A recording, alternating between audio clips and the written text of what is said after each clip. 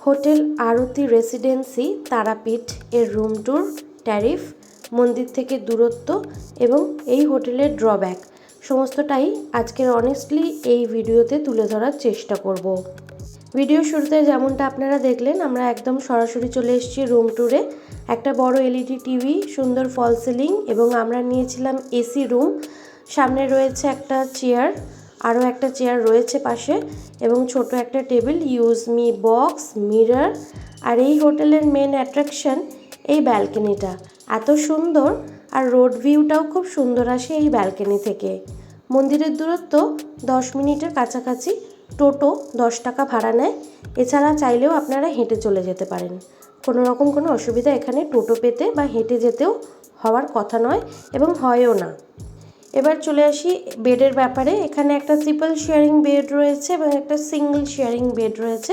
আপনারা ফ্যামিলি নিয়ে আসলে থাকতে কোনো রকম কোনো অসুবিধা হওয়ার কথা নয়। এবং এখন আমি দেখাচ্ছি বাথরুমটাও ছোটোর মধ্যে বেশ পরিষ্কার পরিচ্ছন্ন। আর বাথরুমের লকের একটু সমস্যা রয়েছে, তো হোপফুলি ওটা ওনারা ঠিক করেই দেবেন। আর এখানে আপনারা কোনো রকম রেস্টুরেন্ট পাবেন না, এই হোটেলের রেস্টুরেন্ট নেই, যেটা আপনাদের আমি বললাম শুরুতে। ড্রব্যাকটাও আমি ডিসকাস করব।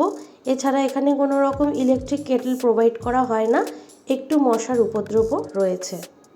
আমরা যেহেতু একদিনের জন্য নিয়েছিলাম, সেই কারণে আমরা এত কিছু চিন্তা করিনি। এর আগের বারগুলোতে আমরা গাড়ি নিয়ে এসেছিলাম, সেক্ষেত্রে হোটেল স্বাগতম ইন্টারন্যাশনাল, যেটাতে সুইমিং পুল রয়েছে এবং যেটা কিনা এর একদম পাশেরই হোটেল এবং পার্কিং ফেসিলিটিও রয়েছে। তবে এই হোটেলেরও পার্কিং ফেসিলিটি রয়েছে।